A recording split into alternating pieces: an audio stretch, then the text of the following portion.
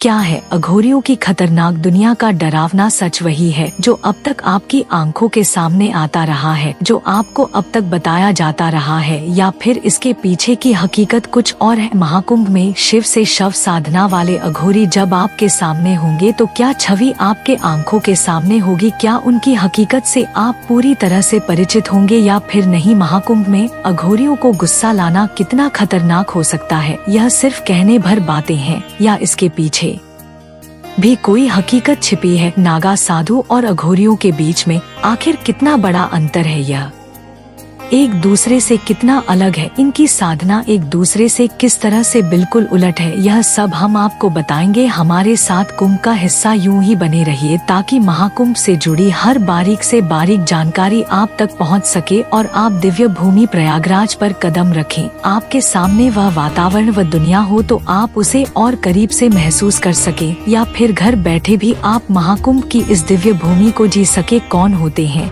अघोरी? कैसी होती है अघोरियों की खतरनाक रहस्यमय दुनिया? कहां और कैसे यह करते हैं? शिव से लेकर शव साधना कैसा होता है?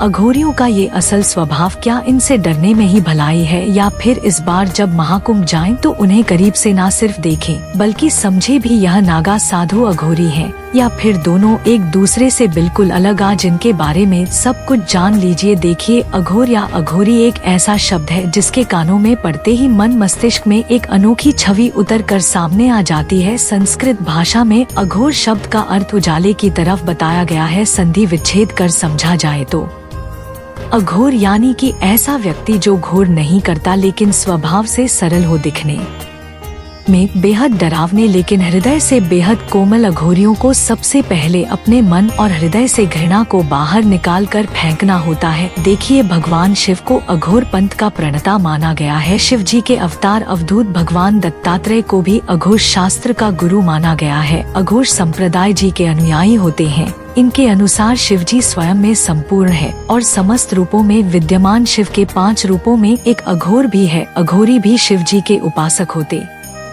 हैं और शिव साधना में लीन होते हैं। यह एक पैर पर खड़े होकर भी शिव जी की घोर तपस्या करते हैं, साधना करते हैं, और शमशान में बैठकर हवन भी इनके जरिए किया जाता है। लेकिन सबसे पहले आपको बताते हैं कि नागा साधु और अघोरी दोनों ही किस तरह से एक दूसरे से कई मायनों में बेहद अलग हैं, ताकि जब आप महाकुंभ की धरती पर पहुँचे तो यह समझ पाएं कि नागा साधु और अघोरी आखिर किस तरह से साधु जरूर हैं, लेकिन इनमें एक बड़ा अंतर भी है। देखिए, हिंदू धर्म में दोनों साधु हैं, लेकिन इनमें कुछ अंतर है। साधु बनने की प्रक्रिया सबसे पहले इसका जिक्र करते हैं। नागा साधु बनने के लिए अखाड़ों में रहकर कठिन परीक्षा देनी पड़ती है, कठिन तपस्या होती है। लेकिन एक ऐसी परीक्षा भी होती है जो नागा साधु को यहाँ पर पास करनी होती है, जिस पर खरा उतरना होता है। वहीं पर अघोरी बनने के लिए शमशान में तपस्या करनी पड़ती है। नागा साधु शमशान में तपस्या नहीं करते हैं, लेकिन जो अघोरी होते हैं उनकी तपस्या शमशान में होती है। गुरु का निर्धारण, नागा साधु बनने के लिए गुरु का निर्धारण करना जरूरी होता है। वहीं अघोरी बनने के लिए कोई गुरु का निर्धारण नहीं किया जाता। रहन सहन समझिए, नागा साधु कपड़ों के बिना रहते हैं, यह नग्न अवस्था में होते हैं या फिर लंगोट पहनते हैं।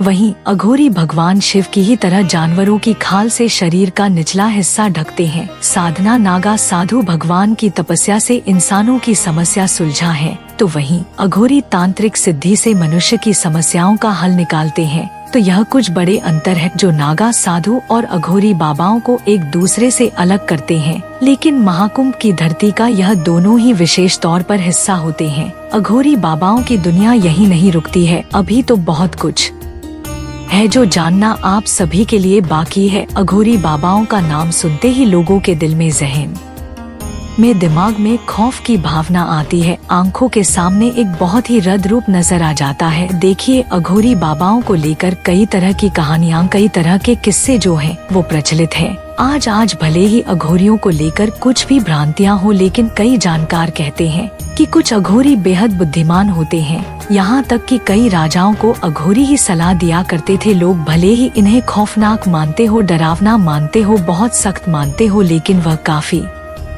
सरल होते हैं और प्रकृति के साथ रहना पसंद करते हैं। साथ ही हर किसी में ये ईश्वर का अंश भी देखते हैं साधु संत जो तंत्र साधना में लीन होते हैं उन्हें अघोरी कहा जाता है। यक्ष तंत्र क्रियाओं को अंजाम देने के लिए शमशान के सन्नाटे में दिखाई दे जाते हैं। अघोरी बनने की सबसे पहली शर्त मन से घृणा को, ईर्ष्या को खत्म करना। जिन चीजों से मनुष्य जाति घृणा करती है उन्हें अघोरी अपना है। जानकारों के मुताबिक असली अघोरी कभी आम दुनिया में आपको सक्रिय भूमिका में नहीं दिखेंगे। वो सिर्फ अपनी साधना में ही व्यस्त रहते हैं। साधना ही उनका जीवन हो जाती है। तंत्र मंत्र की दुनिया ही उनकी असल दुनिया होती है। अघोरियों की पहचान यही है कि वह किसी से कभी कुछ भी नहीं मांगते हैं। यह हम आपको इसलिए बता रहे हैं ताकि जब आप महाकुंभ की धरती पर जाएं, महाकुंभ का हिस्सा बने, तो आप असल अघोरी को पहचान सके। अघोर पंथ में सबसे पहले अपने जप और पुण्य की रक्षा करने की शक्ति प्राप्त होती है। इस शक्ति को शिष्य गुरु मंत्रों के जाप से अर्जित करते हैं।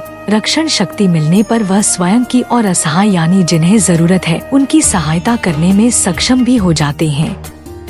अघोरी शिव और शिव की पत्नी शक्ति की पूजा अर्चना करते हैं, तपस्या करते हैं, तंत्र मंत्र का जाप करते हैं। जहाँ लोग शमशान को मौत का प्रतीक मानते हैं, उसके पास से गुजरने भर से रूह कांप जाती है, तो वहाँ अघोरी खुद रहते हैं। अघोरी खुद को पूरी तरह से शिव में लीन कर लेते हैं और 3 तरह से अघोरी साधना करते हैं। इनकी साधना महज साधना नहीं होती, ये 3 तरीके से होती है, जिसमें शव साधना, शव साधना, शिव साधना और शमशान साधना शामिल है। शव और शिव साधना में वह किसी शव के साथ साधना करते हैं और शमशान साधना में वह शमशान में जाकर साधना करते हैं। इसमें इनकी पूजा करने के तरीके काफी अलग अलग होते हैं। मान्यताओं के मुताबिक, मान्यताओं के अनुसार अघोरी जब शव के ऊपर पैर रखकर साधना करता है तो वह शिव और शव साधना कही जाती है। इस साधना का मूल शिव की छाती पर माता पार्वती का पैर रखा हुआ माना जाता है। इसके अलावा तीसरी साधना शमशान साधना मानी जाती है। अघोरी बाबाओं को लेकर कई जानकारों का कहना है कि वह ना तो किसी से नफरत करते हैं, ना ही किसी चीज को खारिज करते हैं,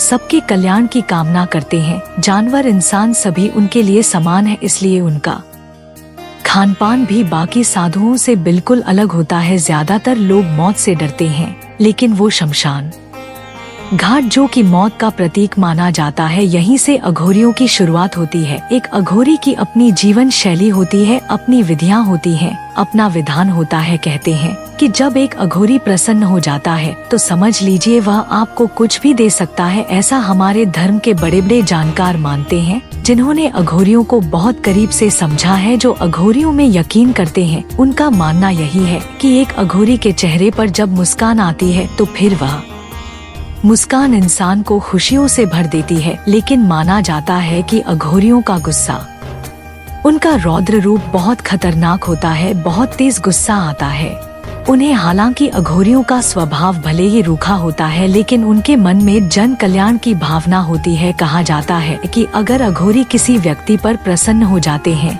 तो अपनी सिद्धि तक का शुभ फल देने में कभी पीछे नहीं हटते हैं। यानी कि वही सिद्धि जो वो कड़ी तपस्या, सालों की तपस्या शिव शव साधना से पाते हैं, उसका फल तक देने के लिए तैयार हो जाते हैं और अपनी तांत्रिक क्रियाओं का रहस्य भी उस व्यक्ति के सामने ला देते हैं, उजागर कर देते हैं।